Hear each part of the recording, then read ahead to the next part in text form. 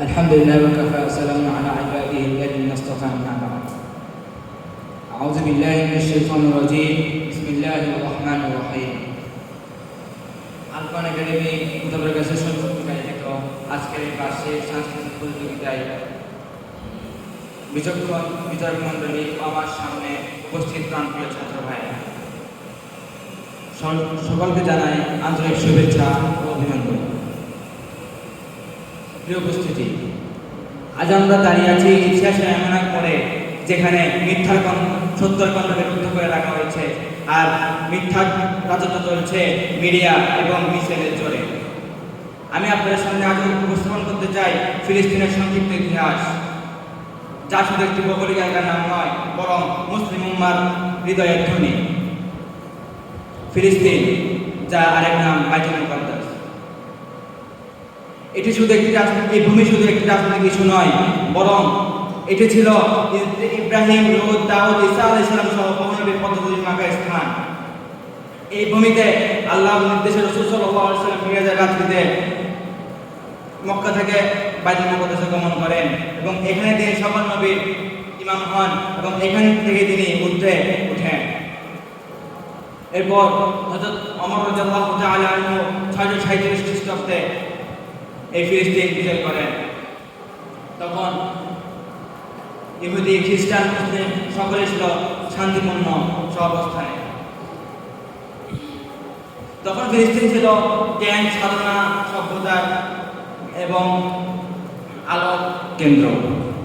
1197 সালে ক্রুসেডের একটি রক্তাক্ত অধ্যায়, যেখানে আল্লাহর সৈনিক সালাউদ্দিন আইয়ুবী দেখিয়ে দিয়েছিলেন কিভাবে ঈমান, একতা ও কৌশলের মাধ্যমে দখলদারদের পরাস্ত করতে হয়। এরপর 1917 সালে ব্রিটিশরা বেলফাস্ট ঘোষণার মাধ্যমে ফিলিস্তিনি ইহুদি রাষ্ট্র তৈরি করার পথ তৈরি করে নেয়। এরপর 1948 সালে ফিলিস্তিনে ইসরায়েল রাষ্ট্র প্রতিষ্ঠিত হয়। তাও আবার ফিলিস্তিনে ইসরায়েল রাষ্ট্র প্রতিষ্ঠিত হয় ফিলিস্তিনিদের ঘর বাড়ি, জমি এবং জীবন কেড়ে নিয়ে। এরপর শুরু হয় বিপর্যয়। লাখ লাখ ফিলিস্তিনি উদ্ধ্বস্ত হয় এবং তারা নিজেদের দেশে নিজেরাই পরবাসী হয়। আজও ফিলিস্তিনে শিশু হত্যা হচ্ছে, অথচ দুনিয়া চোখ। এমনকি মসজিদ, মাদ্রাসা, হসপিটাল পর্যন্ত বোমায় ধ্বংস করা হচ্ছে। তবুও আমাদের ফিলিস্তিনি ভাই বোনেরা তারা কখনো মাথা নিচু করেনি, কারণ তারা জানে শহীদ হওয়া মানে পরাজয় হওয়া নয়, বরং জান্নাতের দরজা। তাই ভাইরা, আমরা যারা এখানে বসে আছি, এই সংক্ষিপ্ত ইতিহাস শুনলাম, আমরা কি শুধু ফেসবুকে কয়েকটি লাইক, কমেন্ট এবং শেয়ারের মাধ্যমে আমাদের দেশে শেষ করবো? না ভাইরা, আমাদের ফিলিস্তিনি ভাইদের জন্য দরকার অন্তরের গভীর থেকে দোয়া এবং সাধ্যমতো ইসরায়েলি পণ্য বয়কট করা। এখন আমাদের জিজ্ঞেস করা হয়, আমরা কয়জন আজকে আমাদের পর ফিলিস্তিনি ভাইদের জন্য অন্তর থেকে দোয়া করেছি? আমার মনে হয় এখানে খুব কম মানুষই হাত তুলতে পারবে।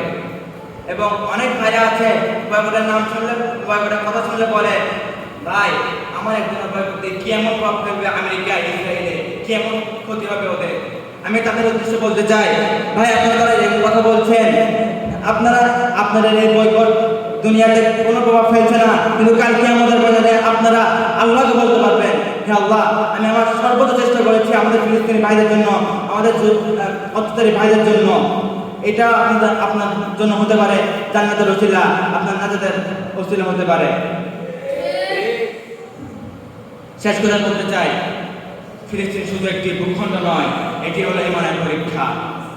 ইসরায়েল আছে ট্যাঙ্ক, কিন্তু আমাদের আছে তাকওয়া। তাদের আছে বোমা এবং আমাদের আছে দোয়া। তারা নিতে চায় দখল এবং আমরা রক্ষা করতে চাই পবিত্রতা। প্রিয় ভাইরা আমার, আমি যে কথাগুলো বলেছি এর উপর যেন আমি সর্বপ্রথম আমল করতে পারি, তারপরে আমরা সকলে আমল করতে পারি, এই বলে আমি আমার অবসর বক্তব্য এখানে শেষ করছি। আসসালামু আলাইকুম ওয়া রাহমাতুল্লাহি।